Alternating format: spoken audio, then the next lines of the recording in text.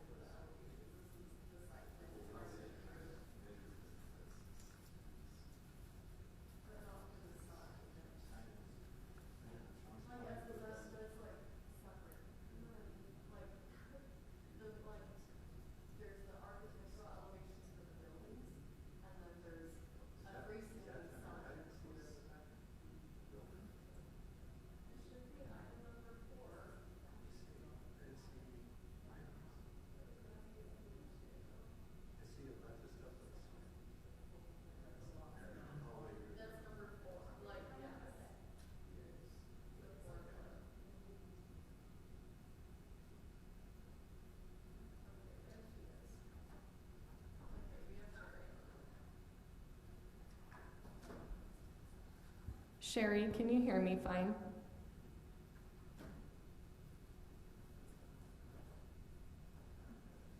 Not yet.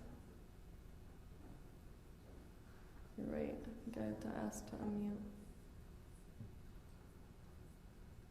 Sherry, can you hear me okay? Yeah, I can. Awesome, perfect. We can, yeah, you can see it now. It's okay.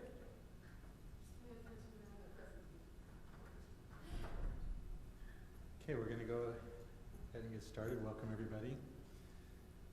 Let's see. We'll have an invocation by Audrey and the pledge by Mina.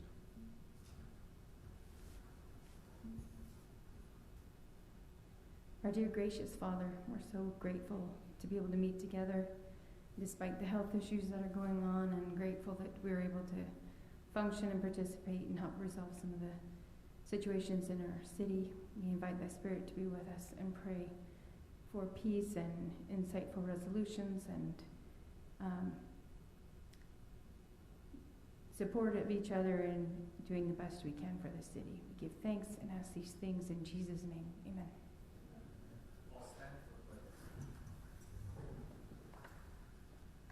Pledge allegiance to the flag of the United States of America and to the republic for which it stands, one nation, under God, indivisible, with liberty and justice for all. Okay, we'll turn the time over to the mayor. Mayor Austin.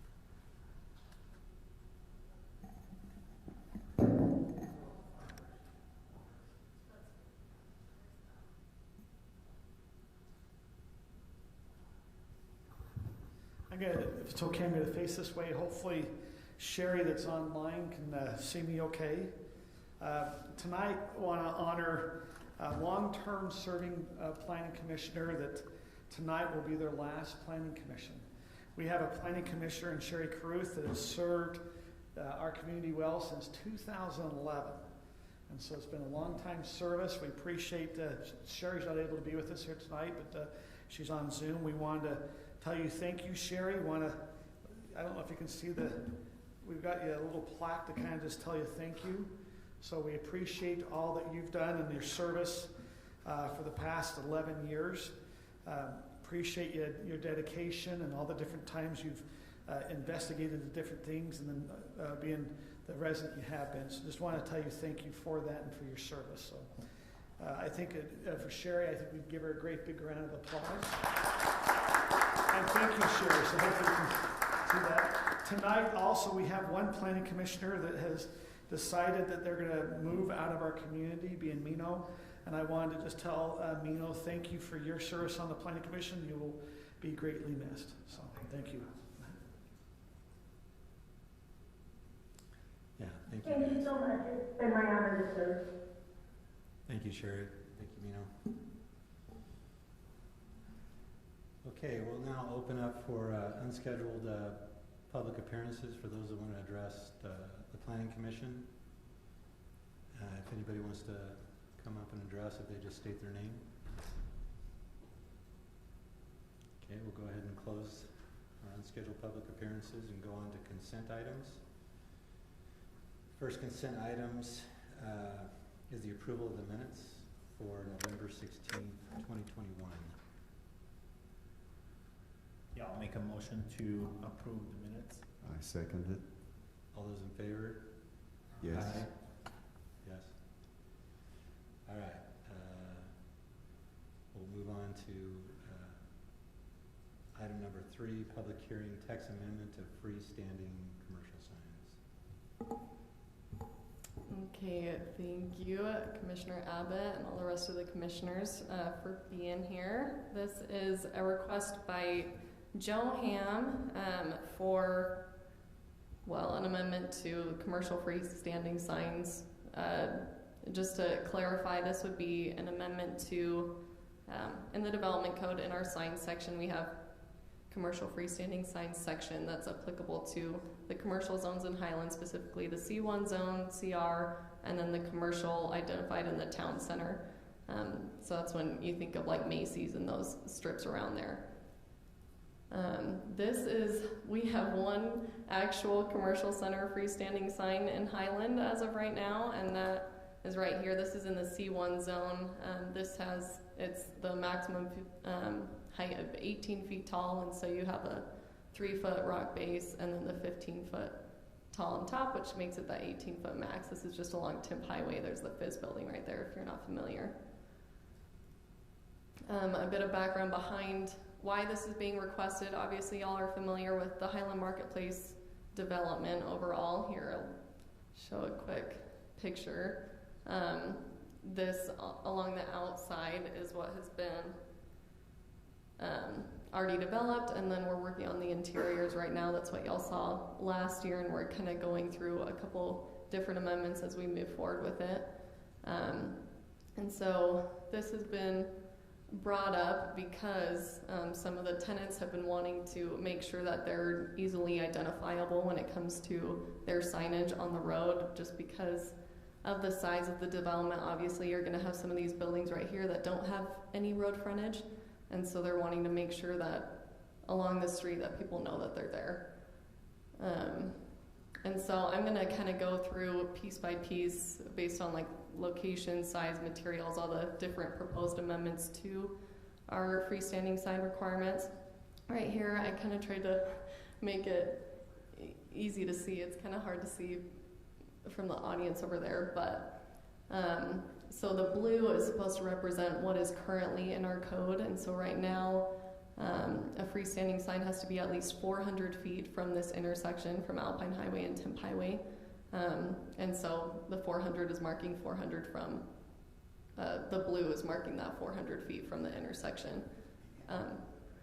The end of the blue, yes, that's correct. And then the red is the proposal, which is 300 feet from the intersection, so decreasing that by 100 feet.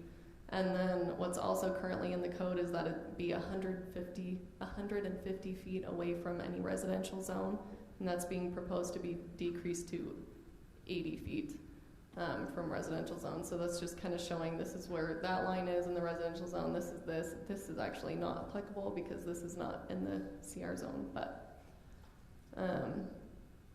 and then going to the size, the overall height max is being proposed to be increased from 18 feet to 40 feet is the proposal.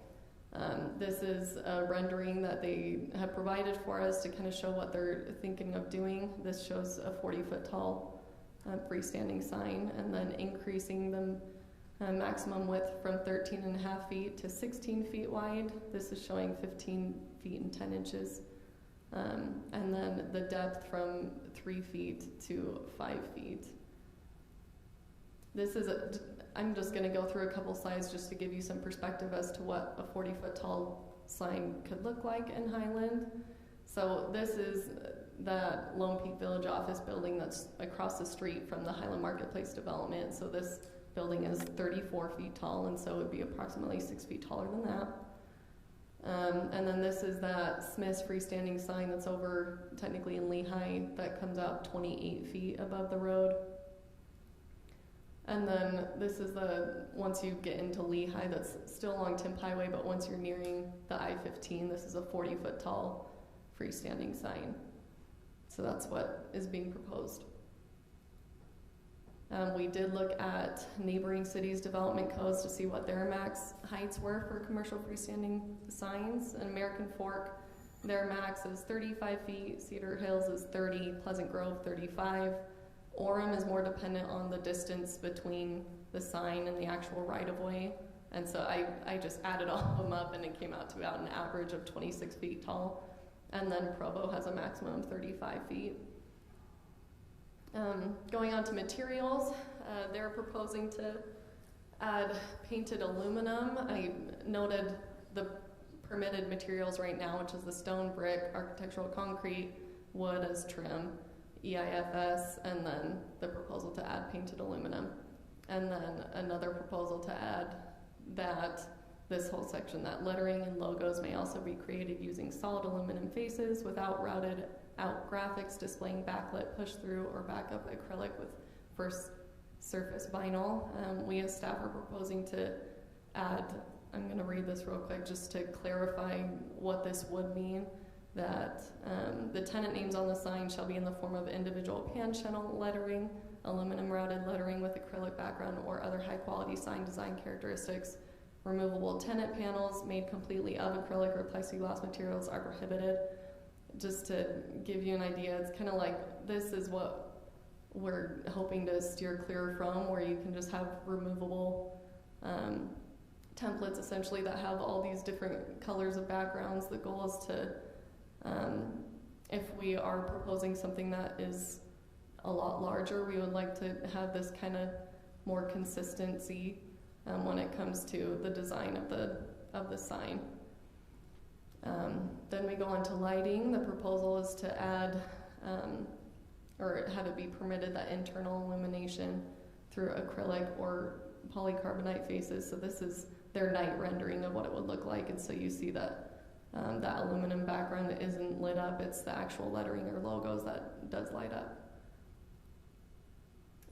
For landscaping, the proposal is to keep that same minimum of 2 square feet of landscaping for every linear feet of sign length. So basically it's like a 2 square foot buffer around the sign that's landscaped. But right now we have minimum requirements of like a certain percentage of perennials, a certain percentage of annual vegetation or evergreen type vegetation in that 2 square foot buffer. But this is taking that out to allow them to expand on that and not have those minimum requirements for plant types. This is kind of going into our... Is that saying no plants? No, it's just basically it's still requiring landscaping there, but it's not, as in right now it's like 50% perennials, and then I don't remember it specifically. I know it's in the staff report, but it just makes it so they have more flexibility in landscaping type essentially. And if you look back at, I'll show you real quick, the one we have here in Myers, they technically have a 2-foot landscaping buffer, but it's just incorporated in the parkway detail, which is essentially what this would be too, is inside the parkway detail. Okay, and moving on to our analysis and the general plan, we do have the economic element that goes into, just like every other section where it has stated goals, policies, and implementation measures. So these are 2 of the goals that are in the economic element section, that we as a city adopt business-friendly processes and rules as a goal, and another is to maintain fiscal health and stability by maintaining a healthy balance of sales and property tax revenue. And so if the commission sees that possibly raising the height or making these changes makes Highland a more business-friendly city or makes this area a better place to come to when it comes to non-residents, if it makes it feel like a more welcoming place. That's actually something in the development code. So for goals for the CR zone, which is what we're talking about, Highland Marketplace is the CR zone. It was literally made for Highland Marketplace. But the goals stated in there are to create an attraction to non-residents, allow individual businesses to clearly identify itself in a proper manner, and to safeguard and enhance property values. I thought those were the most applicable, but it also states to protect public and private investment in buildings and open space, and also to, just like every other zone, promote public health, that's what I should say, safety and general welfare. We did send out the public hearing notices and put it in 3 public places and post it on the state and city websites as required. And we as staff just recommend that the Planning Commission hold the required public hearing, discuss the maximum height. That's something that we think should be of discussion. Accept the findings and recommend approval of the proposed amendment with that noted addition to the materials section with the clarification of the aluminum paneling. Do you mind, sorry, can you speak? Yeah, what would happen to the existing sign since you already have CBS and things So like that? what we have now are monument signs, and so there are minimum requirements. I think it has to be 50 feet between a monument sign and a freestanding sign, and so those monument signs would remain. We would just make sure that the same distances, or the required distance, is between the monument signs and the freestanding sign. The monument sign, the height maximum is, I think, like 6 to 8 feet, something like that is what we have out there. It's the intention to have both? Is that the intention Yes. for the marketplace? Okay. Yes. But the monument signs have the same things on them. Isn't The a monument same. sign more like this is, this marketplace? These actually, when I went out there's a bunch of them and they all have these signs on They them. all have like the individual property, yes. That's the thing. There's also room to put more on there. There's like one business and then there's 2 more slots to add. Is that true? Yeah, the applicant is also here. He probably is more familiar with his project than I am, being Is the honest. sign supposed to just be for that one building, for that one business? You know what? Oh my goodness. I think the biggest thing is that I don't think that there's my goodness. Is it only allowed to advertise one business? I thought there were just dimension requirements to be considered a monument sign. Nathan, do you know? There's nothing that talks about it being location specific. So in theory, at least the way that I was reading the code, you could have a business in Uzbekistan and it could be advertised here, as long as it meets the signage requirements. Yeah.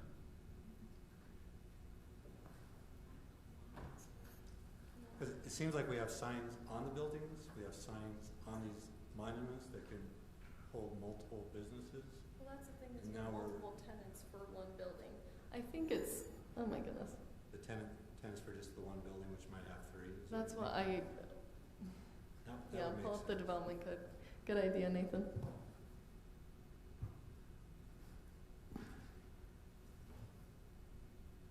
Well, as Nathan's doing that, might I ask a question to the applicant on to why you think it's necessary to increase the height to 40 feet? I mean, when you think about the highway, both highways are pretty linear, so you should be able to see it even if they're 30 feet high. Could I ask, Kelly, would you mind bringing up that original photograph that you had, that aerial photo?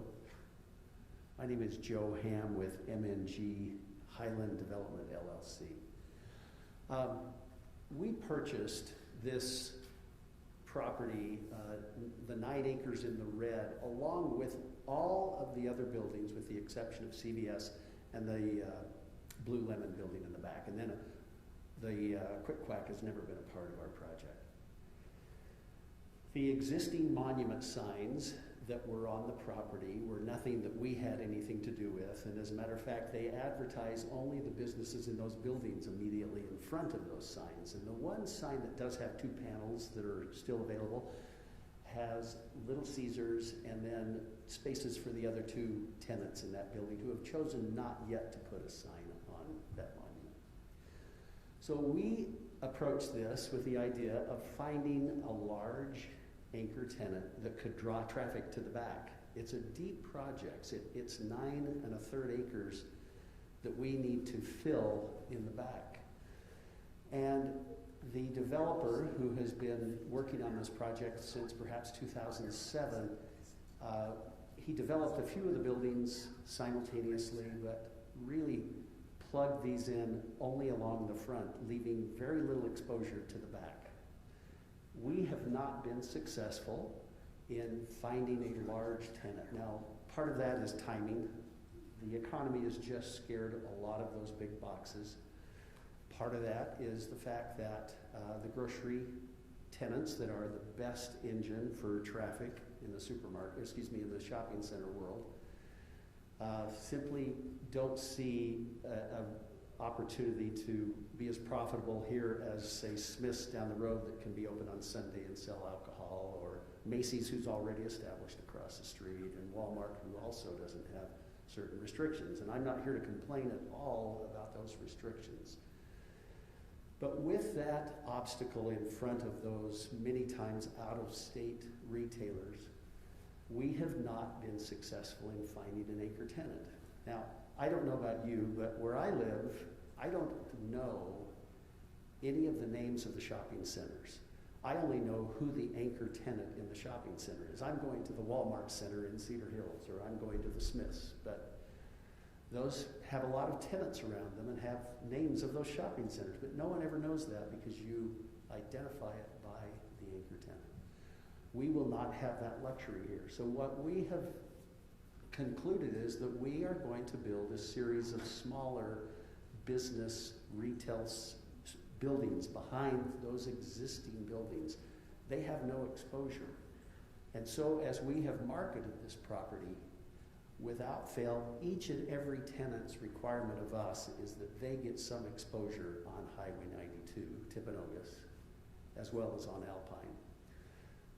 Kelly, can I ask you to also put up those, that aerial photo that showed the blue and the orange distances? So there is a monument sign that was on the property prior to our purchase that advertises Roxbury and a few of those tenants down near Quick Quack. And that monument has all of the panels full. The Little Caesar sign we intend to remove.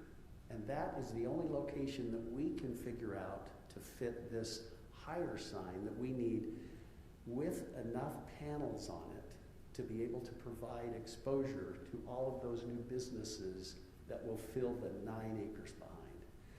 If this was a shallow property where everyone could have some exposure along Timpanogos Highway, I understand I would have the same question and response that you might have, but there is a tremendous amount of depth to this property that I have to figure out how to identify those without having the benefit of a large store that people can say, yes, we're in the Smith Center or we're in the Walmart Center. Does that answer your question? No, it makes sense. I guess what I was referring is why the need to go to 40 feet, right? I mean, when I see Timpanogos Highway, you don't have curves, it's pretty linear. Right. So if you keep it, for instance, at 30 feet, you should be able to see it probably half a mile down the road. You should be able really to identify all the stores located in the marketplace. So especially with the heights of the current buildings. So my question was like, why jumping it to 40? What's the benefit? What's your point of view? I am not an expert, but I have relied upon an expert. Sign companies, now I understand that they also want to sell the biggest and best sign to someone like me as well. But when you go to a sign company or a sign consultant, they look at the speed of the road and how fast somebody traveling in a car can read a sign at a certain distance. 40 feet is what I need in order to provide enough slots for those tenants behind in letter sizes large enough to really get the exposure that they need. So 40 feet is twice the height of this room right here. This is 20 feet right here. exactly 20 feet. That's a really tall sign. Right. As I looked at the location that we're proposing, now, by the way, we're not proposing 40 feet over on Alpine Highway. We're proposing 20 feet on Alpine Highway. The 40-foot sign would be right next to the Little Caesars building, or right where the Little Caesars monument is. It's on a highway I'm going to guess that's 600 to 700 feet to the back. So there's no possible way anybody to the rear would see that. I don't know how anyone to the west or to the east would be offended by the height of that sign. And the building across the street is 34 feet, so we're 6 feet taller than that. At a distance, I'm not sure anyone will really see that difference. It just looks like it's going to be out of place. It's going to be this massive thing at an intersection. Like when I first saw this, it made me think of the outlet signs that you see when you're on the freeway, and they put all those outlet signs. I mean, that's when I saw that. Because if we approve this, across the street they can put one, right?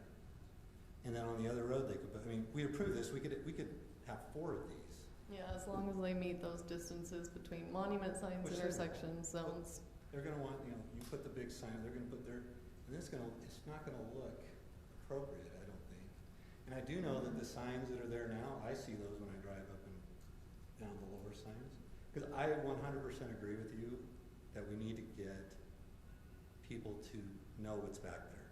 Like we all want that to thrive. I want a good store there. Matter of fact, when I drove there, I went looking for the sandwich shop that you have on your Jersey Mike's. I'm like, there's a Jersey Mike's down there? I thought, I'll go eat lunch at Jersey. I know. These are all names. I was like, there's got to be a Jersey, but there wasn't. But that's how we are. We really want the commercial to grow. We want to get these restaurants in here. Blue Lemon I eat there tons. And so it's not that we don't want you to be successful. But we also don't want that intersection to look bizarre. Like I can tell you right now, the 20-foot one that you submitted, I think looks great. And it has all the same signage on there. And again, that road isn't that big to warrant something twice the size of this room. I just think somebody's gonna.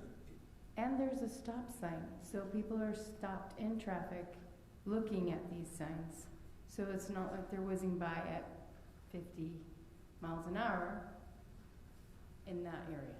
Well, I'm also thinking if I'm looking up 40 feet when I'm driving, because you're coming out of that intersection trying to read the top sign and you're looking way up there. I don't know what your sign guy's telling you, but I don't know if I want all these people looking up instead of straight. Well, as a perspective, could you show the sign down by the, not the Smith sign, but the, the Harmon sign? I guess I'd ask the question, does that have the width on it, Kelly? So wait, let's just use that as an example. Look how far away it is from the road. Look how high up it is away from the road. Yours is right on the park strip, right next to the road.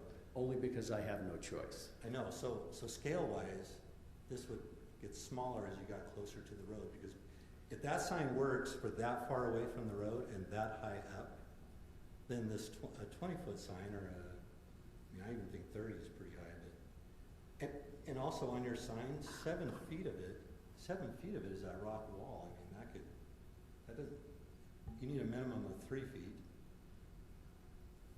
So I was thinking you take 4 feet just out of the base alone, and then.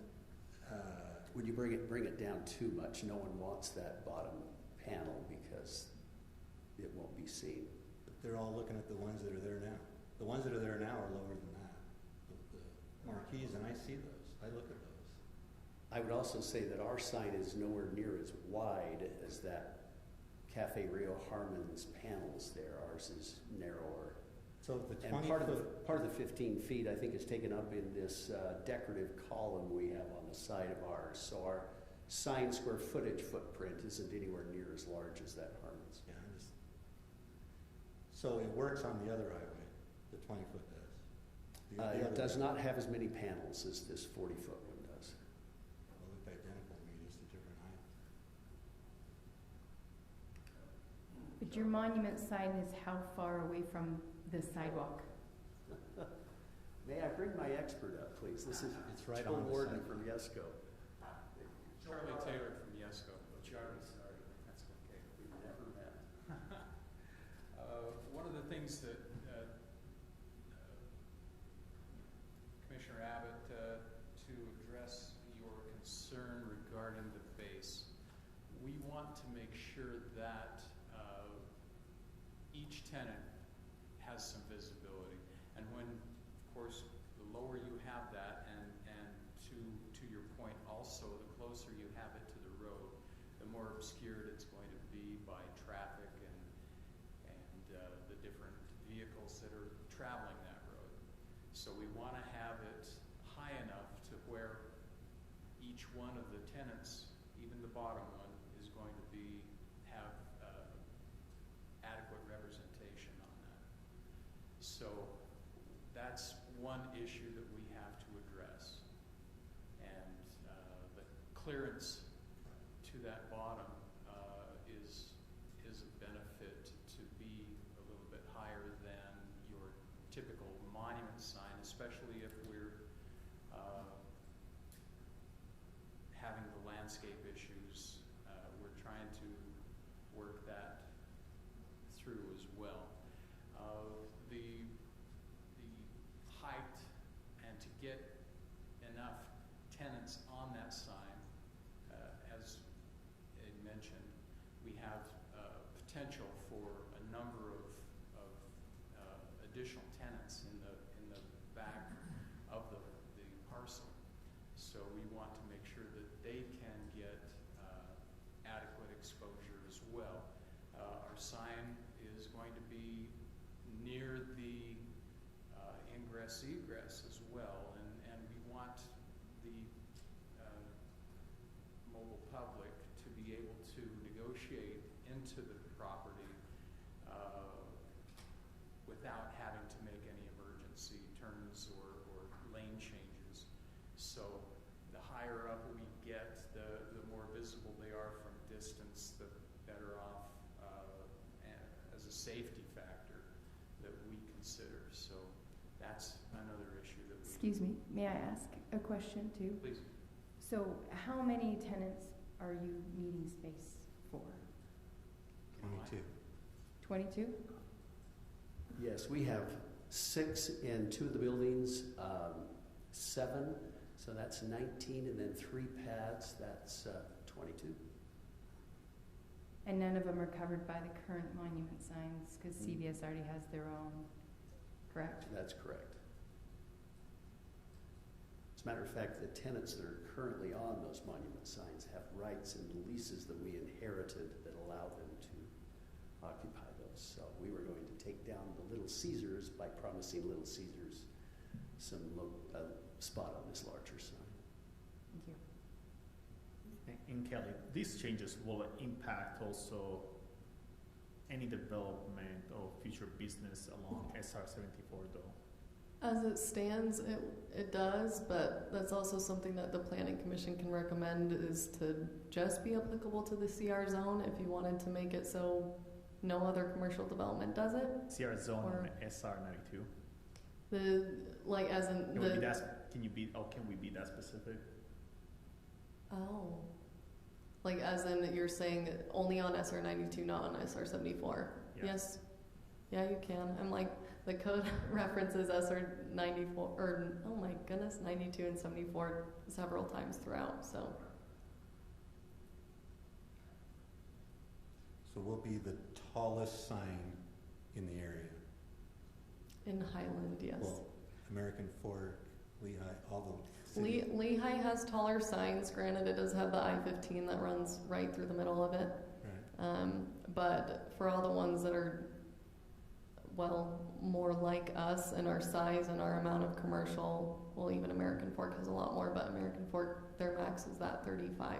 So it would be taller. Is this signage, I'm assuming that the 2 signs are repeat. Are they all the, No, none of these tenants are tenants we're currently negotiating with. They're just sample. I'm sorry, I understand that. What I'm saying is you're wanting two different signs, one on SR 92 and one on the Alpine Highway, correct? Going into Right. the entrance Correct. road. Is, when, and I don't know this, but when someone purchases their location on the height of your sign, is that flexible to vary positions so they have a fair spot to better real estate on the sign? Locations are usually negotiated at the time of the lease, and there isn't a change Okay, of that's what I'm those curious about. throughout the lease. I'm just wondering how much this impacts your businesses that are coming in. I didn't come here to negotiate. I hope you don't get that feeling by starting at 40. But it is the first time that I've seen the research that planning has done about the other cities, and I understand how difficult this is for you. I honestly we would find a way to do this at 35 feet, because that would bring you into conformance with the cities that surround you, and we wouldn't be asking for something over and above any other city. Well, and I'm not really looking at it like that. I also think those other cities don't have properties where they're tucked behind another. Like those cities, their commercial's probably all fronting their main roads, where we have a situation where you guys are deeper in and we have it on the other side. So whatever we do on this side, you'd have to let the other side do that as well. So I'm just thinking of these two 40-foot tall things, and is there a better way to accomplish it, either by two smaller signs going deeper so that you can double row them instead of just stacking them straight up, where you can go side by side? That's I do know that I see all the signs along that road. They're not 7 feet off the ground. I see every one of them. I understand the turn issue, but yeah. you see those signs, and those are little signs. If those were bigger, it'd be even better. But those don't represent 22 different tenants as well. I'm just talking about you said the bottom guy needs to see. Those are being seen, so the bottom guy is going to be seen. What's your vision typically do? That it's going to go to the center. Normally, we're taught from kindergarten to read from the top down. So that's the problem. That typically, if someone is not familiar with the sign or with the tenants in the shopping center, they will start at the top. So if you go wider and put them side by side and look to the center of that, you're going to see a lot more. I understand that familiarity will make you aware of those signs. And somebody who passes that street will become familiar with it. That'll be the biggest thing sitting there. I will tell you that retailers, to them, perception is reality. And if they feel their sign is too low or they're not exposed back there, they're simply not going to come and fill up these 9 acres to the back. So are they only able to have one of those signs along SR 92? Yes, so it's two for the whole development, and it specifies one on SR 92, one on SR 74. So that's how it stands. 20. Like for the proposal, yes, but in the development code currently, it's just one permitted on SR 74, one permitted on SR 92, with both a max height of 18 as it stands. Thank you for the correction. I'm sorry. So the people on Alpine Highway aren't going to have the issues you're talking about with the 20-foot sign, right? I'm not sure I understand your question. Well, I'm just saying, if it works on Alpine Highway for the people driving by there, why wouldn't it work on SR 92 right there? Well, I think there's a difference in the But I love speed your- of I traffic love on your both 20 highways, the number of lanes on both highways, how close they are to the sign. I simply, honestly, wasn't going to purchase two 40-foot signs. These are $140,000 a sign, and So we could save you some money. you are saving me money. I'm just kidding. You're saving me money if I can ever spend it. That would require a lease with a tenant that's demanding the sign. Yeah, and I'm totally on your side as far as figuring out how do we get the people. But I also don't want to create a look in the area with this big sign that there's nothing else there. It's even taller than the buildings that we 5 foot taller than our tallest building that's there. Probably currently. The actual max height for buildings in the CR zone is 45 feet. None of the buildings have done it, but that's the max height.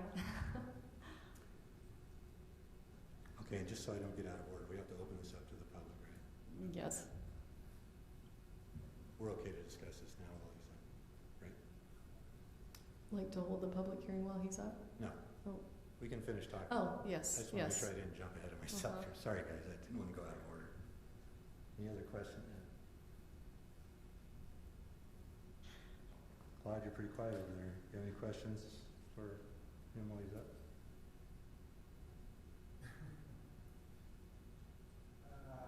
No, I just think it's a really tall sign. And I wonder if I can even see it if I'm driving by in my car. I don't think I can see the top 3 or 4 lines. And you'll put them up before there's any other buildings up there. No, these would only go up as we construct the building to the back. We have no interest in buying the sign without tenants in the back, if I understood your question correctly. I might also remind you that the office building across the street that is 34 feet high has a sign near the top. I personally am not that distracted by the height of that building that's across the street, and it has a sign on its parapet wall up there. I know this is just a sign and not a building that can let the sign melt into the wall. It's right on the road. But you do have things out there that are this tall. And I think from a perspective of a driver of a car, passenger of a car, or a pedestrian, once you're at a level of 5 feet looking up, CVS, the office building, or this sign are not going to look terribly different. You may not even know the difference in the height of those things from the perspective of a pedestrian.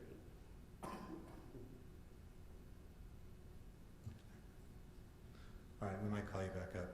Thank you. To go to public. Okay, we'd like to go ahead and open our public meeting on this matter. If there's anybody that would like to come up and address us, and just state your name and you know the drill. Hi, my name is Doug Courtney, and this evening I'm speaking to you as a citizen of Highland. I'm afraid the analysis in your agenda packets is incomplete. It correctly describes some pro-business sections of the general plan, but it omits an important policy from that same section. Provide design criteria for commercial areas which provide for a distinctive placemaking character for Highland City and enhance the natural and residential environment. Further, it overlooks the community design element section of the general plan, which includes the goal to maintain and enhance the scenic backdrop to the north and east. And the related policy, ensure that all development policies, codes, and regulations address the need to preserve the scenic backdrop where feasible.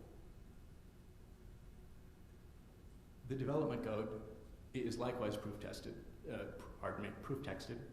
in your agenda packet, omitting the portion of 3-701 which reads, maintain and enhance the city's appearance and minimize the possible adverse effects of signs on nearby public and private property.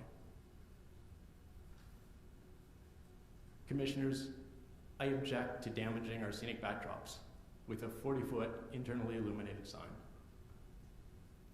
Please recommend a change to just a 20-foot tall sign.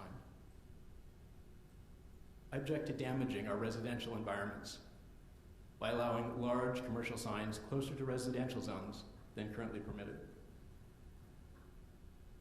Please recommend against allowing these signs so close to residential zones. I object to confusing our intersections with large internally illuminated signs placed significantly closer than now permitted. Please recommend against allowing such signs closer to intersections. Maintain the Highland promised by our general plan, our full general plan. Allow the changes to the materials permitted, to the landscaping, and increase the permitted height of the sign somewhat. But please don't chip away at the nature of our city with all these other changes that are being requested. Thank you, and good evening. Thank you.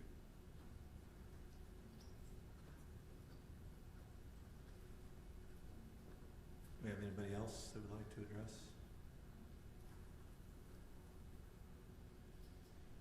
Okay, we'll go ahead and close the public hearing and open up discussion with our committee here. So Those were good inputs we just got from our general plan. yeah, my 2 cents on this is 18 foot is, I mean, it's pretty high. That's a substantial height. And so as much as I understand and am sympathetic to the economics of this, I am quite strongly opposed to anything that changes the current 18 feet. You know, maybe another 2 feet, but to me that's not a material enough difference to merit making the change. The landscaping changes, that's also trivial and wonderful. It'd be great to have more xeriscaping, but I am not a fan at all of increasing the height. I mean, that mayor's one, how high is that mayor's sign? That's the 18-foot max. Yeah. So to me, that's a substantial, sufficiently. Anyway, that's my. Well, before you're done, what do you think about the width and depth of the sign? You address the height, what do you think about the other ones? So Kelly, can you just go back to the width again, please? I think they're going from 13 to 16. Yeah. I don't know why they want 3 to 5 when their sign is 3. But their design doesn't show that. Their 40-foot sign is only 3 foot at the base. I mean, I assume that's been designed. Yeah, so as far as the width goes, the difference between 13 and a half and 15, I'm impartial. I actually don't have an opinion about that. The only, if I could use the word offensive thing about this to me visually is simply height. If it was another 2.5 feet wider, it wouldn't make a difference. I'm not sure we need a chunky Siegfried line or Manfred line, 5 feet. Audrey? I appreciate that the sign is not backlit throughout, only the lettering in the change that was recommended by the city. I think that's important. But I also agree that the height is offensive in that area. It is the community center, and it will be the point of the community center instead of the visual of our Swiss Alps view. I don't think with a stop sign being right there and traffic being paused and having time to recreationally look around at signs, you need something that you can see, like was demonstrated in the Harmon sign, where you're going 60 miles an hour in a really big, open, wide highway. It narrows down, and you don't have that same scenario. It's also very close to the road. And so I don't think that would be necessary either. I don't feel you'll have the same impact with having a name lower on the sign with the backlit feature of just the words. So I also agree. The sign is too high. I know you need to be able to fit that many tenants on the sign. If the width helps and it's doubled up, I don't have a problem with the doubled up labels where you have 2 columns.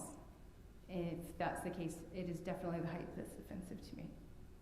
For that situation, that location, that close, and the fact that it's a pedestrian center. May I say something? I had a business lunch with someone last week, and they told me it's at Cafe Train, and I don't even know if it's on that sign or not, but the way that I got there is I just used my phone and said, go to Cafe Train. And so I mean, I'm not sure that if I purchased or leased a business inside that marketplace, I'm sure that there's a lot of good data about how you get walk-in traffic, but I think in the world that we live in today, what most people would do is put in UPS store, FedEx, Highland, or whatever it is, and then just go there. Yeah, I just think people financing these and the people doing them are rooted in signage and would make them uncomfortable not to have, that's why SR 92 is such a popular place to put the commercial, is because it's on a highly trafficked area. But I'm like you, I just now get the car and it tells me what restaurants are in the area or what's there. But yeah, I don't know if somebody would finance it without some kind of signage. Yeah, and I mean, apparently it's called Marshall's. There's a store there. I had no idea it even existed, but I was sent there on an errand, and I did the same thing, and I'm not even sure if it's on that sign next to the Harmons, Right. but my phone took me there, so I was able to accomplish the errand. Can I just ask, this is restricted to certain zoning, like a C1, CR, and town center zone? It is in those 3 zones. It's the CR, C1, and the commercial and the town center. Like I said to them earlier, if y'all were wanting to make something specific to the CR zone, that's something that y'all can consider, but right now, as it stands in the code, it is applicable to those 3 commercial centers. So anything we did would affect those zones now and in the future? Unless you noted otherwise, yes. But I don't think we could say only they can do it, right? Well, technically, by saying in the CR zone, it is saying only they can do it because their development is the CR zone. So the Myers across the street couldn't do a bigger sign? No, it's not. Well, I'm saying if you said that this taller sign can only be in the CR zone, then it would not be applicable to the Myers Center. And I'm sorry, there's no CR zone over in the new development area down by the high school, correct? No. What's wrong with those cool video signs? They catch your attention. At least they do me. I suppose they're really That expensive. rotate the different. Yeah. Do we restrict those? I think we restrict those. But it's also not there. You'd have to hit the car that wants to see it right at the right time. So. Yeah. Well, I appreciate the solution thinking there. Mino, what do you got? I'll be open to increase the sign. I understand he's not here to compromise or to negotiate a high. I think something reasonable, like not higher than 25 feet, only on SR 92 seems reasonable to me. I never can go on speed limit on SR 92. There's just too much traffic. Only when I go to the gym at 5 o'clock in the morning. That's the only time where I can actually go speed. Otherwise, you cannot. But I understand the need to increase the sign height, but 40, yeah, I think it's too high. I understand you're not here to negotiate. I would be open to go up to 25, width 16, depth 5. I'm comfortable with that, but anything higher than 25, I think would be too excessive. Only on SR 92. Sherry? You know what? I think she dropped. She's no longer on the meeting. Yeah, she was having trouble. We're having trouble with Zoom in general. So having trouble listening.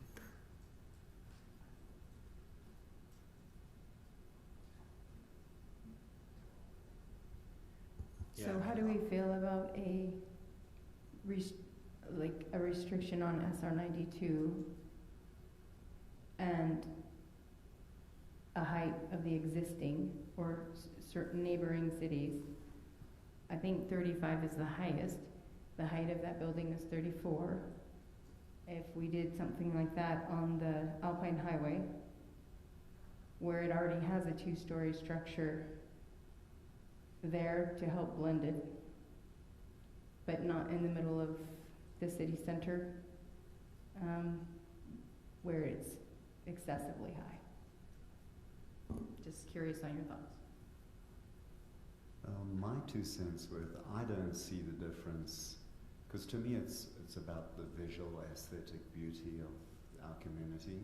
And if we want to turn into, no disrespect intended, but Lehigh or Orem or West Valley, then shouldn't be an issue. But we live in an incredibly beautiful place. And so I don't see why there would be logic behind SR92 versus Alpine Highway. I mean, they're both pretty busy. And so at least for me,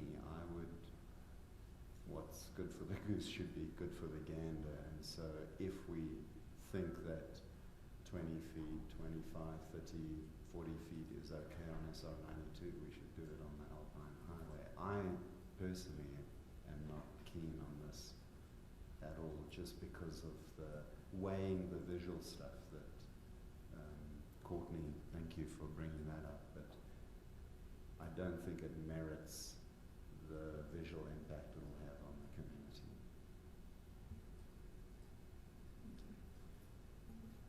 Yeah, so I think the issue is we want them to be successful, we want them to get clients, but we also, as noted, want to keep to the general plan in all aspects, not necessarily the signage. I've just been sitting here thinking, is there a way to, like I think we're all okay with it getting deeper. I prefer it not to be 5 feet wide. I think that could stay the 3 feet or whatever. Can I address that? Yeah, please, because I'm curious why your sign doesn't. You asked for it, but then your sign says 3 feet. Yeah, that was, that should have said as per engineering requirement. Our designer made a mistake by calling that out as 3. 3 just matched the picture that he drew. But every picture that is drawn needs to go before an engineer to make sure that it'll work. The reason for the 5 feet will allow for the appropriate inner post and footing to protect the wind load so that the sign is structurally safe. And so by restricting it to 3 feet, there may not be enough room for the size of post that needs to go in the sign to That's allow helpful. for the height. We do have wind in Highland. We have a lot of wind in Highland. And if I may, I Yeah. apologize. The one other issue with the depth of the cabinet is not only the size of the king post that is going through from footing to the top, but it's also the even illumination throughout. And if it's too tight against the post, When you see the ball. then we don't have room enough for our illumination to disperse properly inside the cabinet, and you get hot spots and dead spots, and so it needs to be a little bit wider than the cabinet, or wider than the post, so that we can get the proper illumination throughout. And that's probably why they called it out as 5 feet, because with all probability, the first half of that sign is going to have a 3.5 diameter king post going up through. So we're just trying to get the best sign for the customer and for the tenant, and that would give that proper illumination. So, thank you.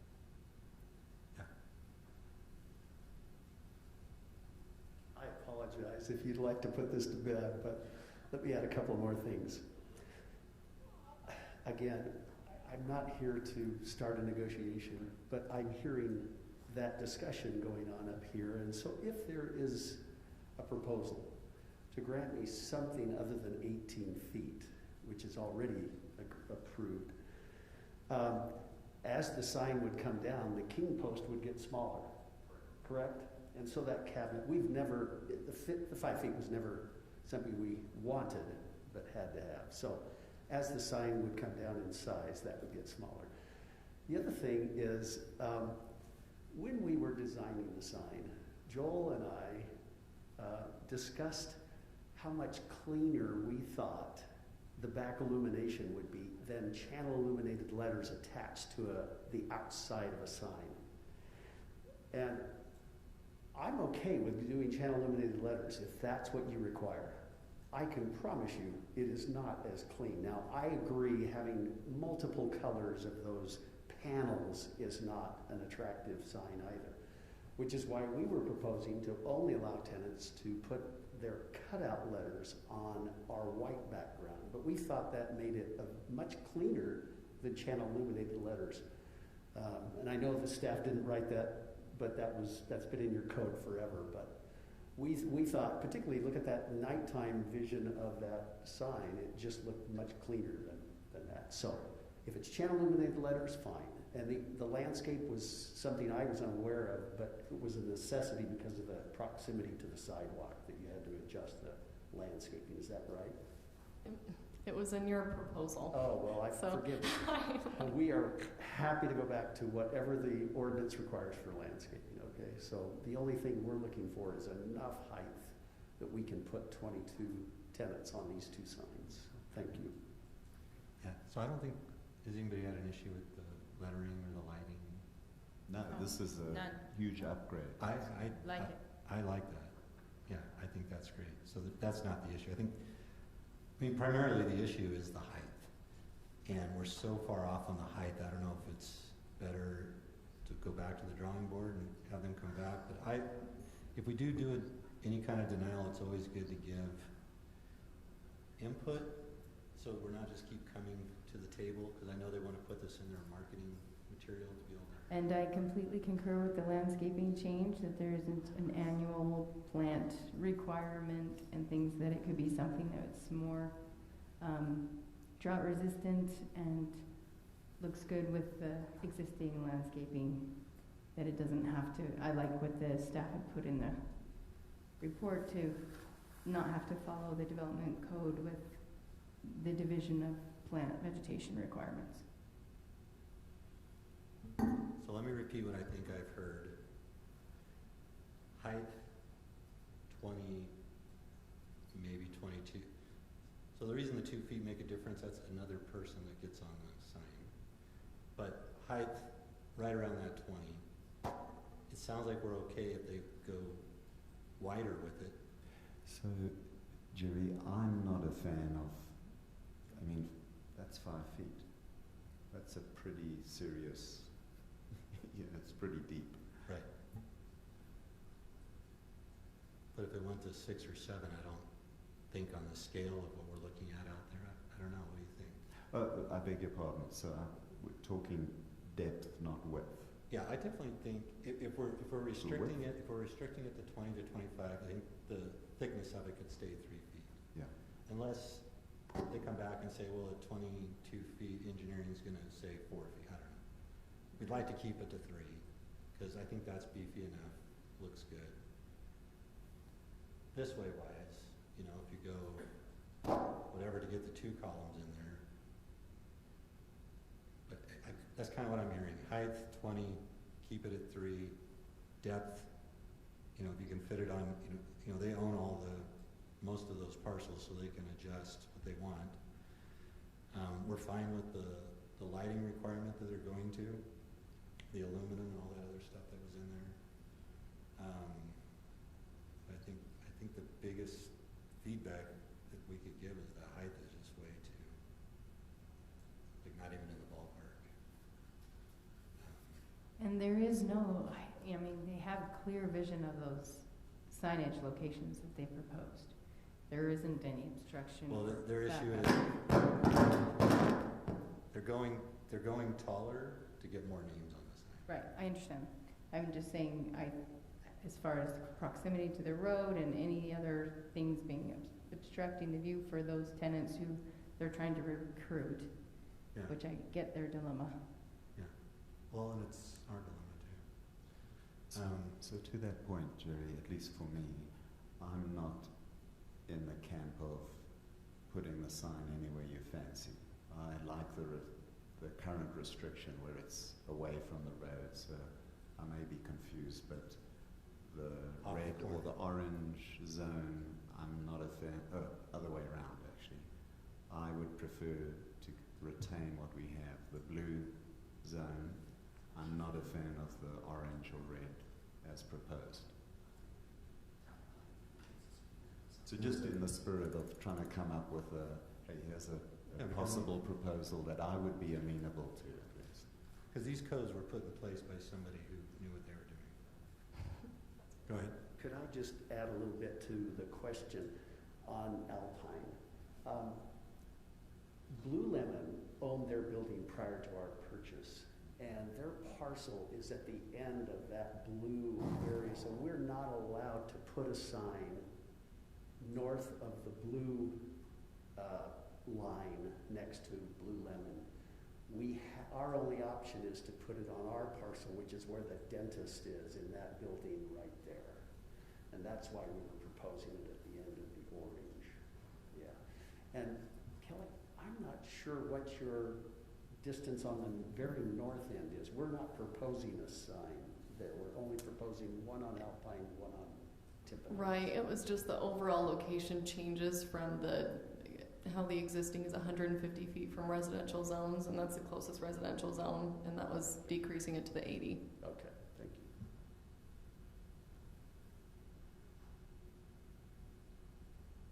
What about the height? Did you say that you're not comfortable with the increase of 20, that would be higher than 20? No, Either? To me, 20 is the max, because we're giving some width here. Because if it's 22, why not 23 and 24?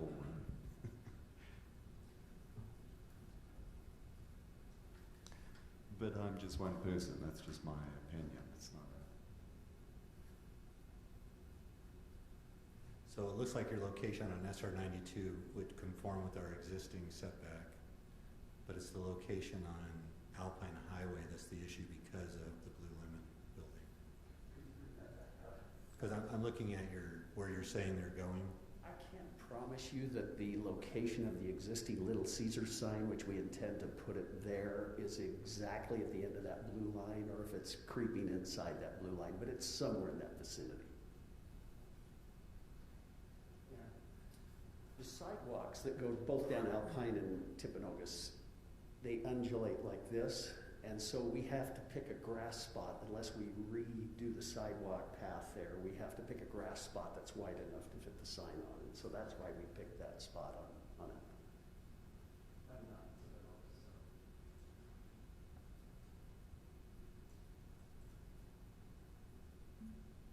And I don't have a problem with the location that they're proposing for the signs, just the height. My only issue with the location are the residential parts that butt up to the residential.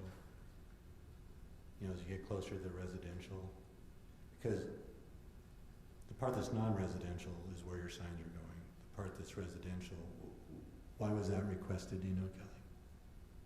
The I do signs not are- know, it was just It was just in crossed the out in package? their proposed amendment, yeah. Why was that requested? The residential one, if you're not putting a sign in those areas. I thought I pulled a Google Earth measurement from residents to where the sign was gonna go, and it was too close. And so and maybe I made a mistake when I was pulling that measurement. I just made an assumption where residential was, and I can't remember when I did it, but I thought I pulled a line from a residential area to where we'd like to place the sign next to the Is it this one over here? Can you see my mouse? Let me put the laser. no, That's Quick Quack. no, You it was mean up here. Yeah, Well, this is where that blue lemon is, and I thought, yeah. were you wanting it to be over here? It is, right in the center of that building. Okay. And then is that, where's the closest residence to that building? It's up here. It's not so I across the think street? Oh. And I was thinking it was across the street, and when I pulled the measurement, we would have been out of compliance by placing the sign where we were asking for it, and so we reduced it to where it needed to be to allow the sign to be at that building. Yeah, I did what you did. I was just going down, or what she did. I Yeah. just went down this side of the street. I Yeah, didn't think that's about all I was looking at was the zones right there. I'm looking at it right now.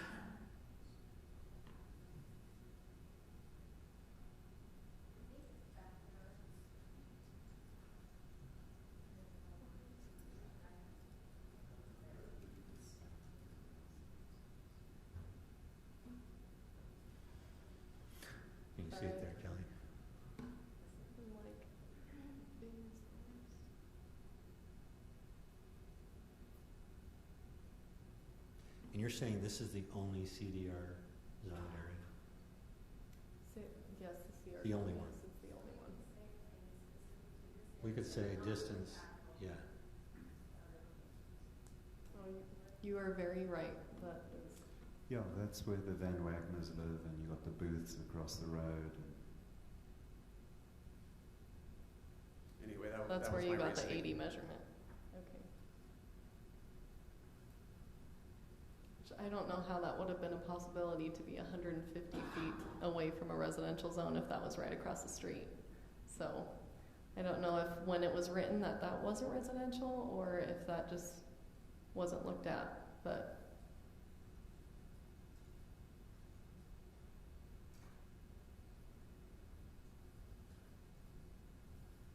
So location and height are our two biggest obstacles. So is 25 feet the kind of the stopping point, our bid?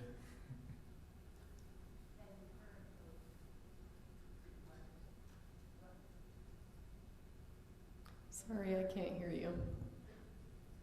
The current code is 18, Yes. correct? Mm-hmm. So we are saying that in the CR zone, we're okay with up to, I've heard 20 and 25.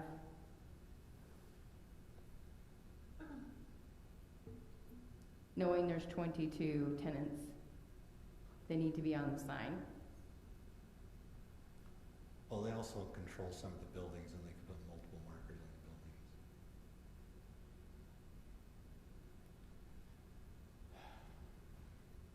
You almost need two signs on SR92, but unless you can get wider and double stack them, then you're going to get your number. Because the 20-footer has, then I don't know how it fits on there either.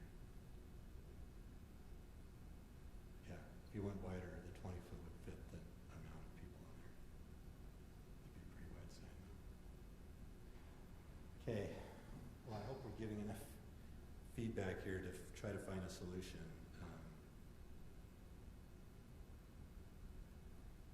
But I agree, there's parts of the development code that we got to be careful we don't ruin the look of that area.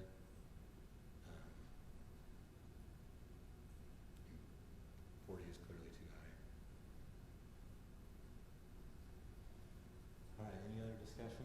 Just one final point. You know, behind the Arctic Circle, I know this is not relevant, but south of this, where we've got the Arctic Circle, behind that you've got Altaview Golf Club, and I don't even know what that is, but it's very visible, even though it's quite far back. And so I realize that we've got the T-Mobile and Roxbury and all those stores that probably are blocking it.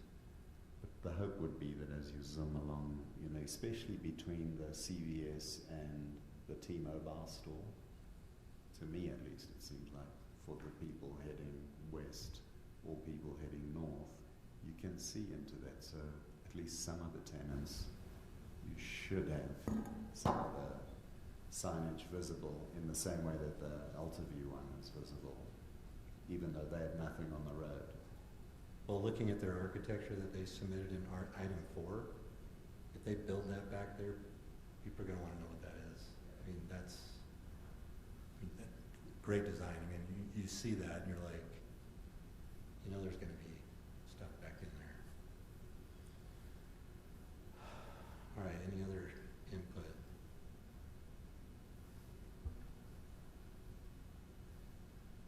Okay, I have a motion.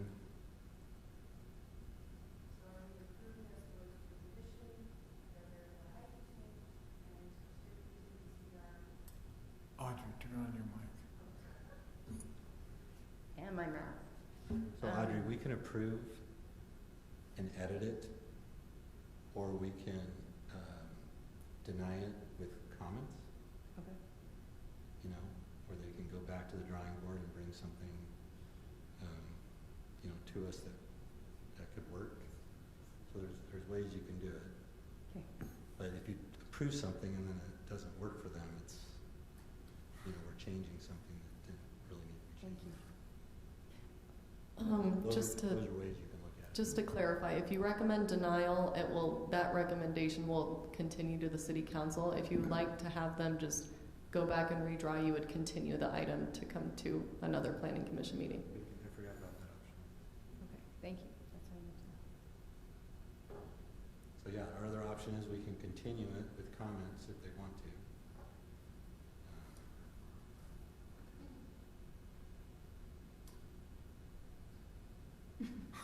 So if we recommend it with an option, I think we also have to be careful on personally on the CR only, just because it's applicable to this section. We don't know what Highland's going to look like in 10 years and what other CR zone we potentially might have, or who's going to come and change or request a zoning change, forgetting that we are increasing the sign, and perhaps we're comfortable to increasing the sign height again on SR92 just because it tends to be more commercial when you see it along the Lehigh and Highland section, but that might impact other section of Highland that in the future could be SR92 that have a more residential feeling right now, even though there are spots of Like the area of the Longhorn section that's still waiting to be developed.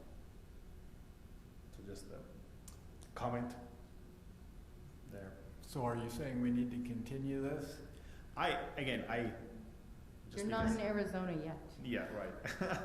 Well, I still have interest here anyway, but again, I can see the future of SR92 to be, in some section, be more commercial, and that's why I said, okay, it's reasonable to have a sign that's higher on SR92, but as you drive to other section of Highland or Alpine, also American Fork, that it's more within the residential, there is a mix of residential and commercial, I would not like to see a 25 feet sign in Highland.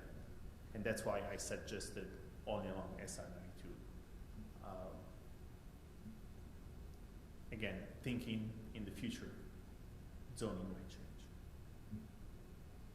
So that would be my recommendation. But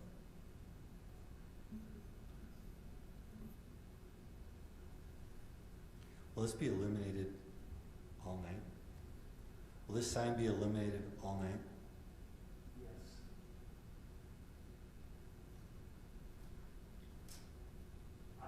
It's possible to put a timer on the sign. I'm just thinking of the residents that are. I thought I read something that said it's off between the hours of something till 6 a.m. Yeah, it's between midnight and 6 a.m. at East Street. That's what I, Okay. which residents will appreciate across the street. Yeah, that's I was thinking of that. So. All right, anybody want to make a motion? Well, I'm kind of half in the mind of, would it be better to,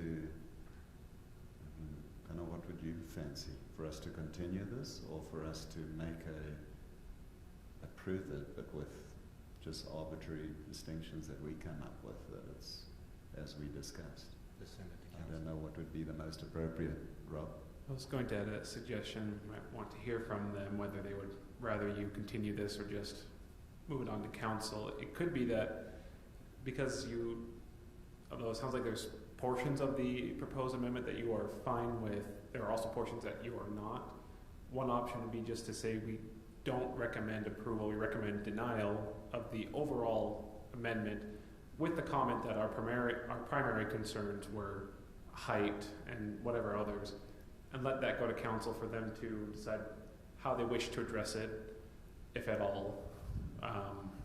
Kind of just say, overall, we can't approve what they wanted. Our primary concerns were X, Y, and Z. For those reasons, we're recommending denial, and then allow that to go to council and them to make their case to the city council. But as also, you might be worth asking them which they would prefer. We'd love to hear.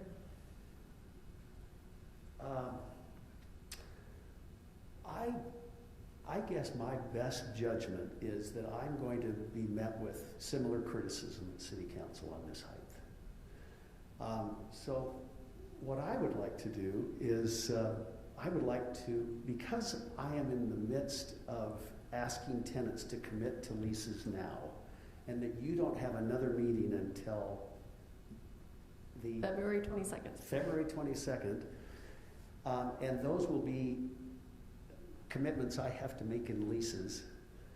I think I'd prefer to come back with something, an amendment to what I've submitted here to the city council, if that's okay with you. Not to bowl over or to ignore what you've said, but to come back with something smaller that we can still propose to our tenants, that will give them what they're asking for, and see if city council would agree to something higher than 20 feet. I just can't imagine that I can get enough spaces in 20 feet.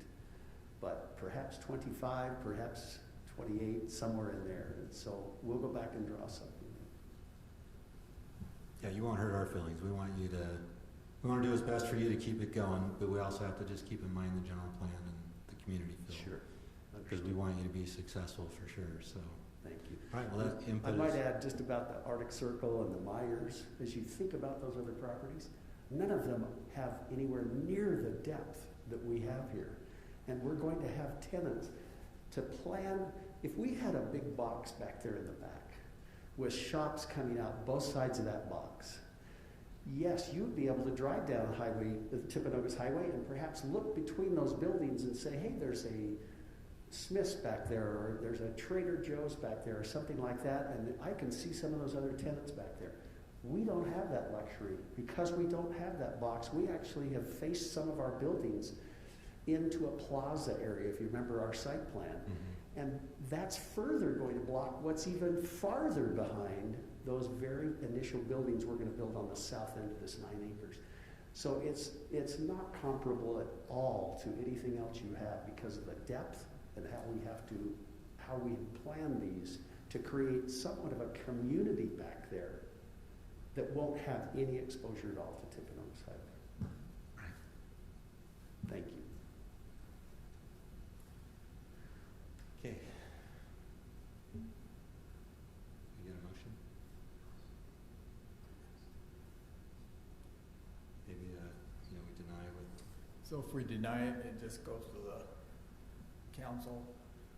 We deny it with the comments on, well, I move that we would deny this, and because of our, because of the height issue and somewhat the depth issue, and that's enough. I think we're also approving their letter styles, right? The method in which you're lighting the sign, I think we're approving that. I don't think we had any heartache over the landscape. Nothing over that. So, just kind of amending your thing, we're saying to council that we don't like the height. We're thinking 20 in that area. We don't like the width of 5 feet. We prefer it to be the 3 feet. Sounds like we're good with the lettering and the lighting. We're good with the landscape. We're open to depth, but that's something they would determine based on their site. They because they got to know if it fits or not. And so I think that would. How do you feel about that, Claude? Is that I would like to make that part of my motion. No, I'm adding to your motion, suggesting that for you. Oh yeah, that's fine. Did you want to comment on the location in that motion as well? Possibly.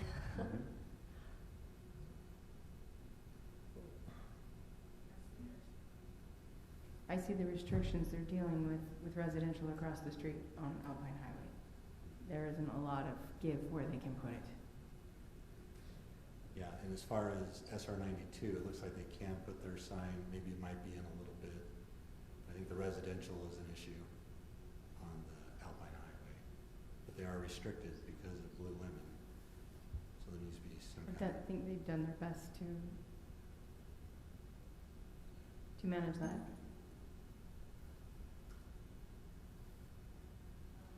So is that clear to you what the motion is? Except for the last part on the location. It wasn't clear if that was a concern or approving it. I don't think it is. I mean, just put the motion and say it's not a concern, and then we'll vote it.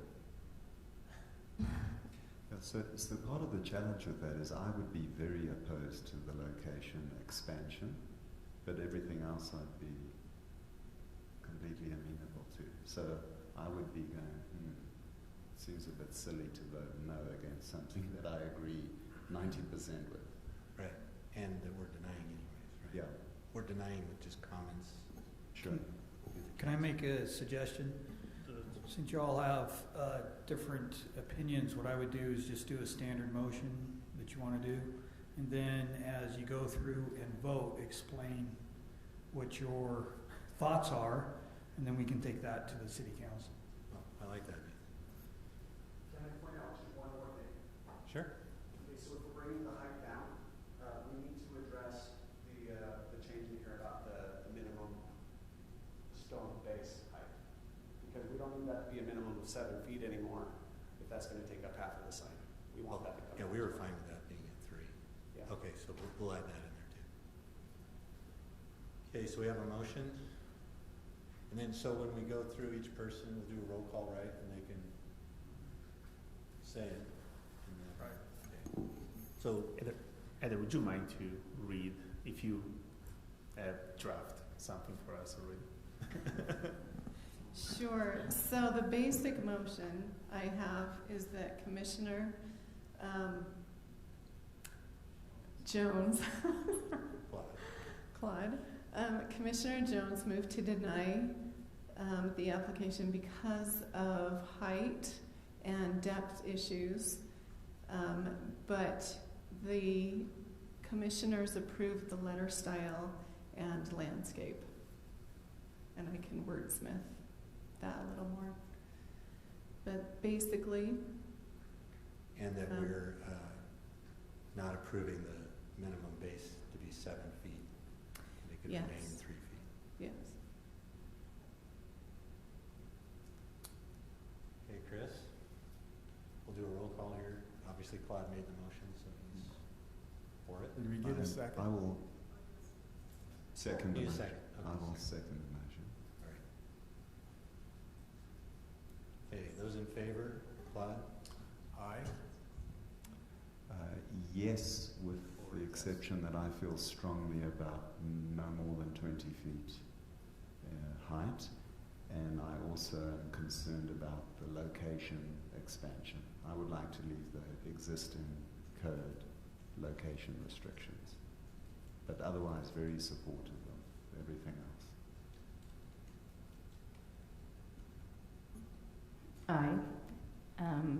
Also with the restriction of only I would go to 25 feet, and which may not be necessary if we're reducing the base from 7 feet to 3.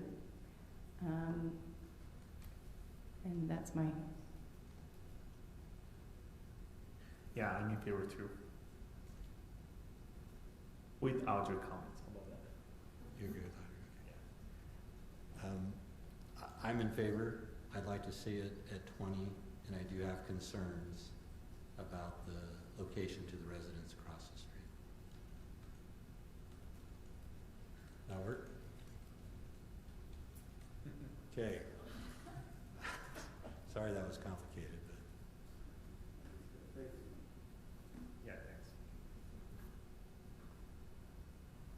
okay, we're moving on to item 4, which is the buildings.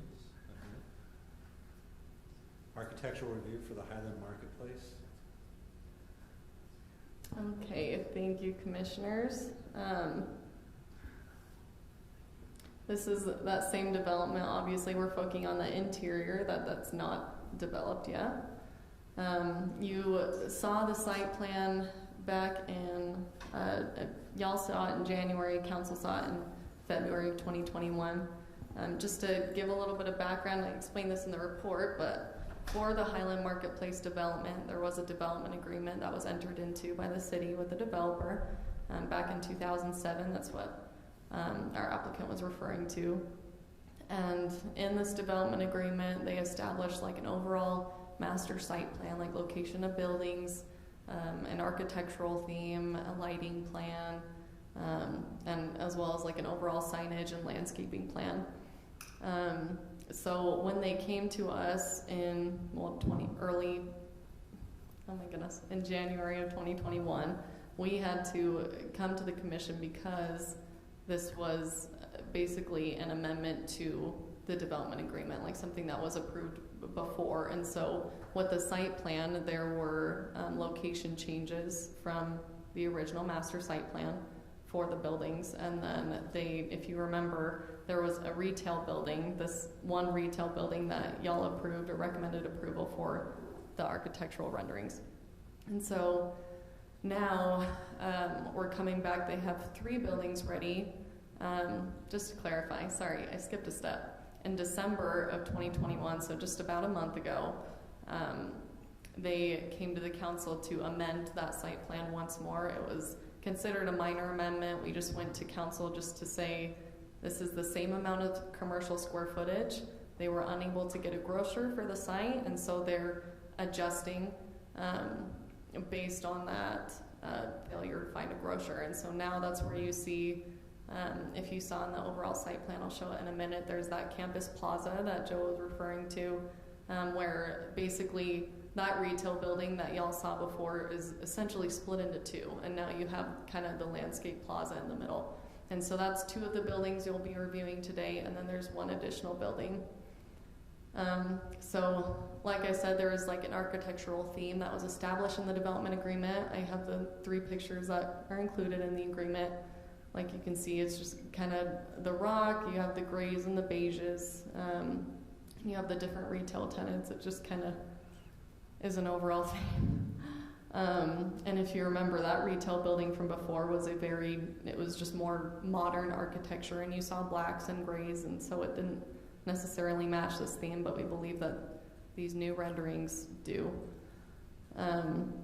And so, like I said, we're going to be looking at the 3 buildings, the materials that they're proposing. You have the stucco, the cultured stone, and then cement with painted wood architecture. And then the colors are mainly the grays, browns, and beiges. This is that site plan, and so there's that plaza here. And so here's building A, it's the first one we'll look at, and then you have B and C. What you'll notice is that you have more of a detailed architecture on the sides that are facing the center of the development. So on this side, on building A, on that east side, you'll see more of an architectural variation, and then on B and C, the sides that face the plaza is where you'll see the most awnings and canopies, etc. So here's building A. This is facing that east side, facing the parking lot. And then this is the back that will just face the fence. And so you have all of these, what are they called? Storefronts. The windows that you can see everything through. Okay, storefronts. And then you have these windows on the west side. And then obviously you have this giant awning that comes out. This is building B. This is facing that plaza. You have more windows on this side, and then the kind of same look. And then again, same material, same color scheme. This is the other building that's facing the plaza. That back elevation is the part that faces SR92 in the other commercial building? Yes, it would be facing right here. So that's that back rendering. What you notice, I was looking at that too. CVS, as it exists, has that same thing on this side and this side. It basically looks the exact same, where it has kind of the plain paneling. That's just how that was approved. It's also in the CR zone and was expected to meet the same architectural standards, and so it didn't come across as too big of an issue because that was approved and it was already there. But obviously, when y'all are reviewing, you can require anything additional if you think it needs to be. Put signs on that back side so people know what's around the corner? Tenants had asked for signs on those back. On the back. That would make sense. You're pulling in, you're not going to see that beautiful stuff until you get in there. Yeah, that's kind of like what you see in the WPI developments, where all of them front, facing this way, but then you see basically just their signage on the other side. I'm just thinking if I'm driving This was the concern with the development code where for roof types, there is a provision that says basically this, like with the along the horizontal, the height cannot be the same for longer than 50 feet. And then unless you have like a roof type variation or the variation in height, and then that minimum height variation has to be at least 18 inches, so a foot and a half. We've discussed this with developer. We added this as a stipulation to this approval that he addressed. Joe has been. What is the whole thing? You know what? This is probably. What did you say? Each of the widths? Did you say each of these were like 30 feet? 20 feet. So each storefront is about 20 feet, and so once you get to about here. Because every 50 feet there needs to be an 18-inch variance. Yeah. So I mean, his architect drew up something super quick today that. Well, Joe wasn't in a lot of like much favor of, but he's planning on having or us working with it by the time we get to city council, and so we're assuming that stipulation will be removed, assuming it will be addressed by then. But we're just working with it just because it's kind of tough based on this to just come up with a random variation in height when basically the whole theme of it is to have a major awning and major height differentiation between the different tenants, but so is the code working that on there's it. an elevation drop, or can it go flat and then change it? Or it could go like this. Can it do that? Oh, kind of like what you have on the sides here. It goes in and out. Right. So they're working through that.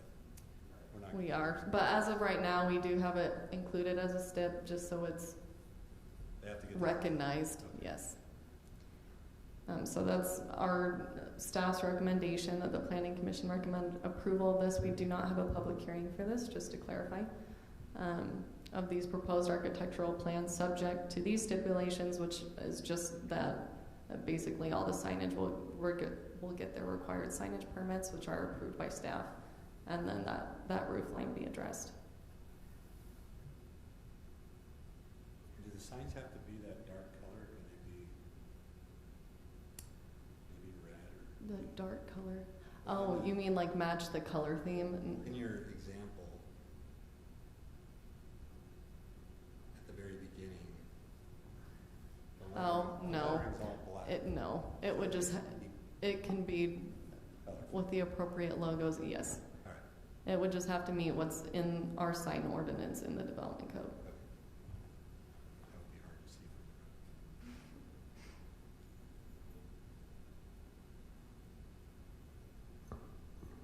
Okay, we'll open that up for discussion. Any comments on the elevations? It's a good-looking project. I like it much better with the changes. It's much, much better looking. Thank you. Yeah, I got one thing. You're not even asking me to speak. Kelly, could you go back to one of those elevations? I want to apologize, but assure you of something that will change. Next slide, please. This one. So this is the middle pane there is the back of the building that faces the Tim Helms Highway there. The rendering that my architect put together and that I sent over to Kelly doesn't do justice. We have filled in those white spaces between the stone columns with stucco reglets. Those all have a back door that we tried to blend in with the same paint color so the door didn't stand out in any way. But it's a rather well done back that will, I promise you, will look better on the, and I know you're not even objecting to that yet, but that will look much better than it does in that rendering. That's also where you would potentially put some signs there, right? In the band above, yes, in the band above the stone. Yeah. Yeah, right there. Yeah, and then I might point out, not that I can be locked into this, but at the top pane, you see the windows that are on the east side of that building? She's showing you, but that's actually looking through the front door to the side. we're negotiating with a full-service restaurant to take about 3,700 square feet, including that, and we're hoping that this will intrigue them. Those doors are designed to be like hangar doors and will pivot up, not roll up like a garage door, but pivot up and allow them to have some spring and fall time patio service in that full-service restaurant. So we think that building looks very good for their use.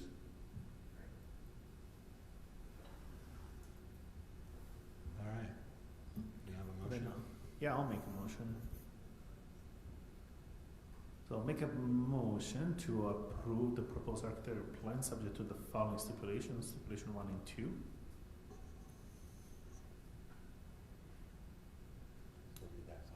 Second. Oh, I move the planning commission accept the finding and recommend approval of the architecture plan for the building A and B and the building C in the Highland Marketplace subject to the 2 stipulations recommended by staff. Still second. We have a second? You seconded. Okay. All right, Claude, how do you vote? Yes. Definitely yes. Aye. And yes for me. All right, that leads us into our, this is good because we got a lot of people here.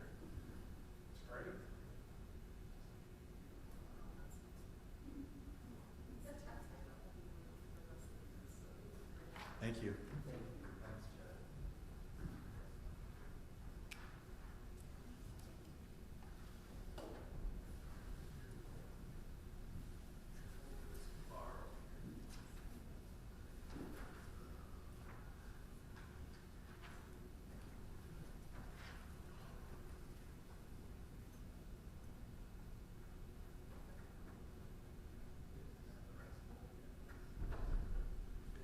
Now this counts towards our training minutes, right? Okay. It does. Happy New Year, Planning Commission, and it's time for another training. This is the Open Public Meetings Act and a little bit of grammar, the Government Records Access and Management Act. On top of the new training requirements that we've been discussing for the past year, this is an old training requirement. Every public body in Utah is required to be trained on the Open and Public Meetings Act. This is Title 52, Chapter 4 of the Utah Code. In short, this is an act that basically requires that anytime you make a decision or debate or discuss the public's business, by and large, that has to happen in a public meeting. There's a lot of terms that get pretty technical. If there's ever a question that you have, always feel free to ask us or Kelly or Heather. Staff handles this very well. Heather takes care of a lot of the things for you. The purpose of the Open and Public Meetings Act is that public bodies such as yourself is required to take your action openly and to conduct your deliberation openly. So those are 2 separate actions. So that means both the motions, the decisions you make, the things that you do that affect public business, you have to do in public so everyone can see you. You also have to debate and discuss in public. So you can't, the whole purpose of this is that you can't come to a meeting, take a vote on something that you have pre-discussed somewhere outside of the meeting, and then walk away 5 minutes later saying, we have done our due diligence and held an open meeting. The discussion is supposed to happen in the public side. A meeting consists of a quorum of the voting members of the body. So anytime you have at least, let's see, it's 4, I believe, the Planning Commission, you have a quorum, and you should not meet as a quorum except in the public meeting. There's an exception if you have a chance or social gathering, you happen to run into each other at the store, or you're at the Highland Fling and you run into each other. Those don't count as a meeting. But anytime you come together to discuss, whether it's at your houses or anywhere else, it can count as a meeting. The other exception is electronic messages. It's a bit tricky. You can exchange emails or texts or similar things. Those are, by the Open Public Meetings Act, defined as not a meeting. course, I would always recommend if you're going to start debating a project, don't do it by email or text. Wait till you're in a meeting so the public can hear it. Especially if you're in a meeting, do not engage in texting or email messaging. They preclude that specifically to avoid the thought that you might be having a side discussion relevant to the public's business that the public can't hear. So are we allowed to meet one-on-one? Yes, absolutely. It's not a If quorum. Chris and I met out at a place to discuss retaining walls, we could do that. Nope, that's perfectly fine. If 4 of you go out to discuss retaining walls, that is a meeting.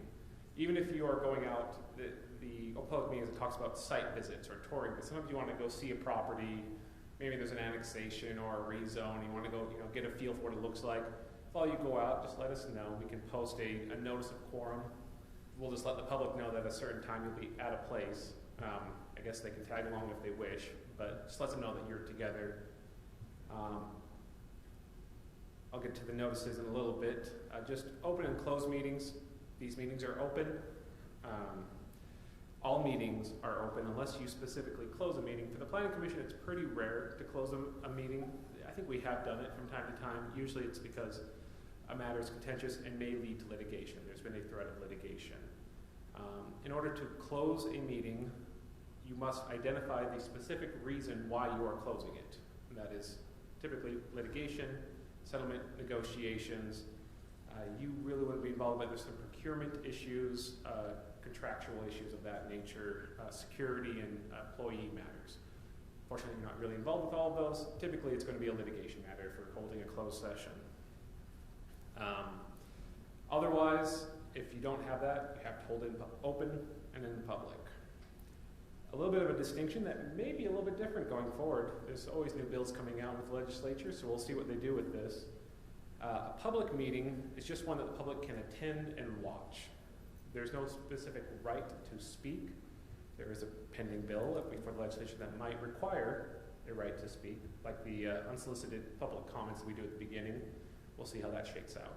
For now, it's just a public meeting. That means the public can come in and watch, but they don't necessarily have the right to speak. Now, you can always allow them to speak, and sometimes that does happen where you say, well, we have a lot of people, let's get people's comments just to be responsive to the public.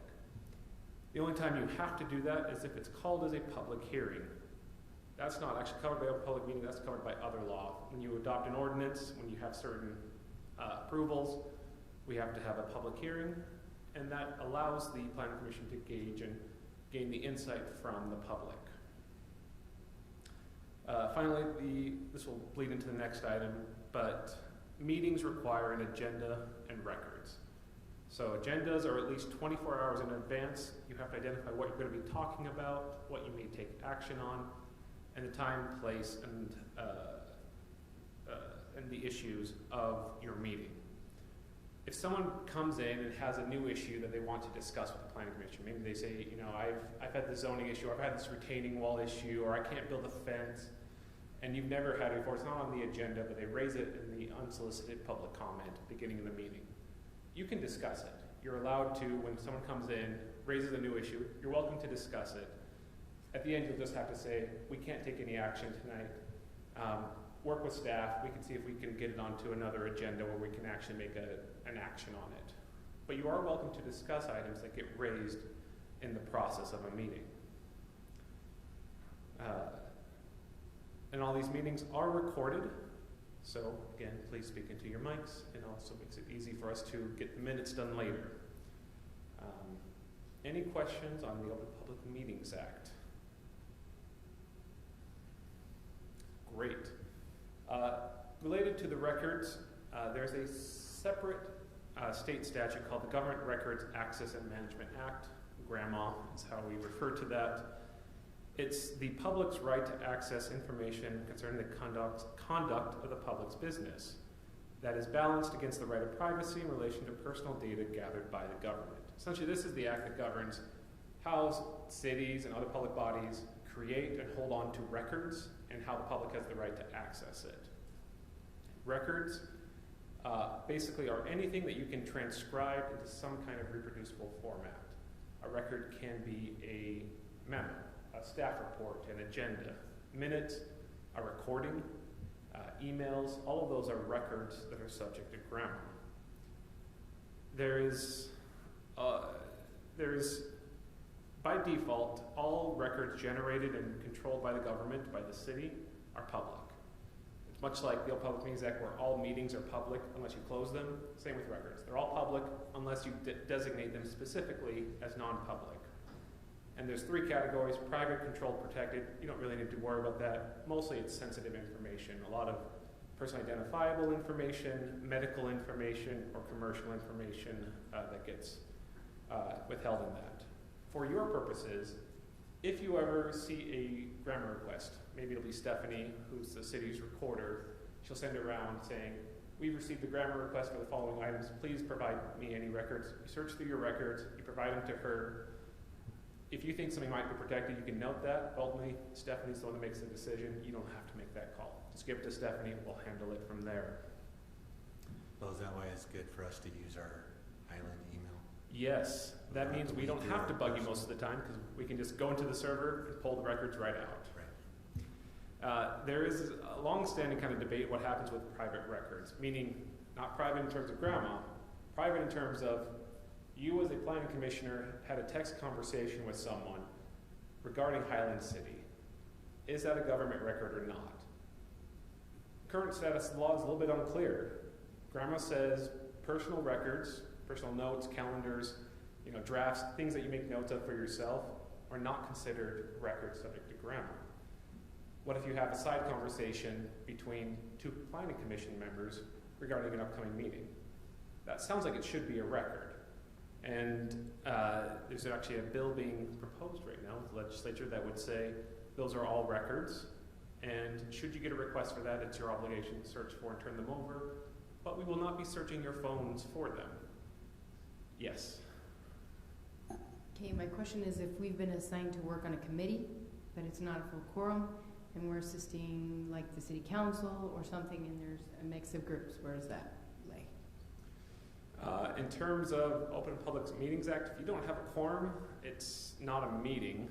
And I've seen sometimes where if you've had an agenda noticed up already, and we said, we're going to have a meeting, and we don't have a quorum, most of the time you should just continue it. Sometimes there's a brief discussion of, well, here's the items, but we can't take any action on it. That's the problem you come down to, is you can never take an action on it. So those shouldn't be continued. Let me jump in. Audrey, I assume you're referring to your meeting earlier today? Well, that's a good example. Okay, so the council has an encroachment committee. For the planning commission, a quorum is actually 4, not 3. So we're still okay there. Okay. But acting, that's a little gray area when you're acting as a specific assignment and not in your role as a planning commissioner. Mm-hmm. We try to avoid those if we can, but I don't think it's not subject to the Open Public Meetings Act, because there's no quorum of either body. Okay.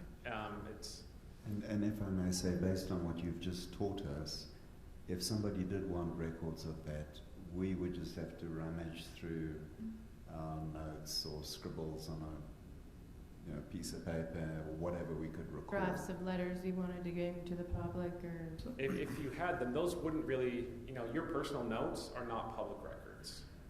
If you're just taking notes like, jotting down, I need to go and do this or I have a meeting at 3 o'clock with council, those are considered personal records that are not subject to public. Yeah.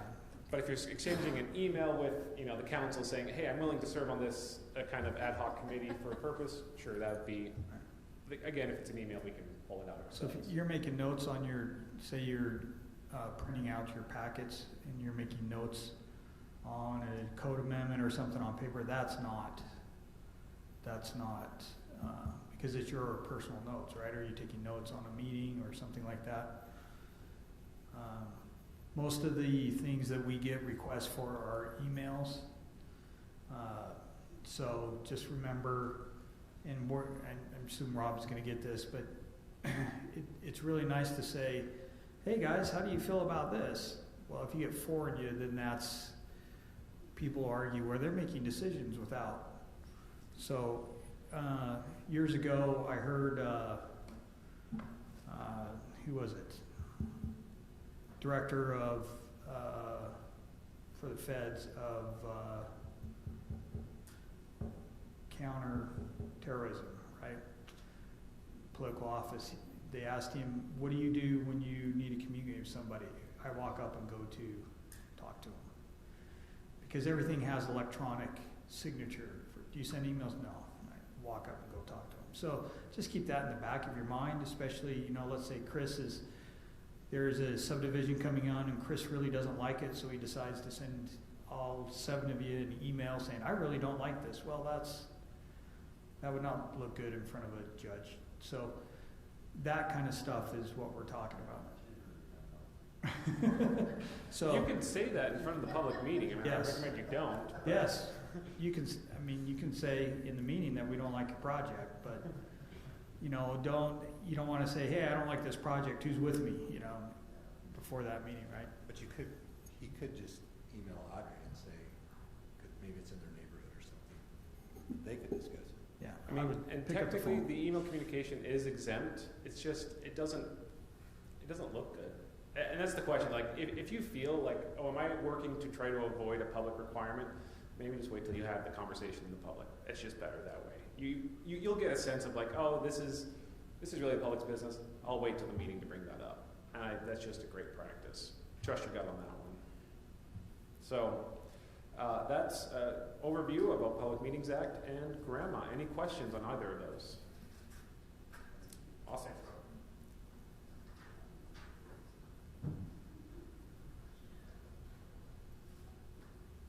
All right, good training. And most of your closed meetings always involve an attorney. I don't think I've ever seen one not. Because it's attorney. Most closed meetings involve an attorney. You're getting advice from an attorney. I move to close I think this they meeting. invented it. All right. May I make a motion to close the meeting, sir? Was that the end? Are we at the end? Yeah. Planning Commission. So our next meeting is February 22nd. And we already have things on there, so just know that it's not going to be canceled. Just putting that on there. Put it on your calendars. We don't look forward to it being canceled. You think we'll have new people by then too? Yes, so we have 2 seats that we need to have filled. That's Sherry's and Nino's, unfortunately. And so the February 1st meeting for City Council, they are to be appointed. So we will have 2 commissioners swearing in at that February 22nd meeting. And to ensure that they have an hour of training, I'm going to have them listen to this one that Rob just gave, and then we're going to give that other half of our general plan training at the beginning of the meeting so that they can vote. Okay. So just letting y'all know that too. This is officially Nino's last meeting. Well, we've enjoyed having you. All right. So, okay, now our motion. Chris. I motion to close this meeting. I second. All those in favor? Aye. Yes. I need to sign.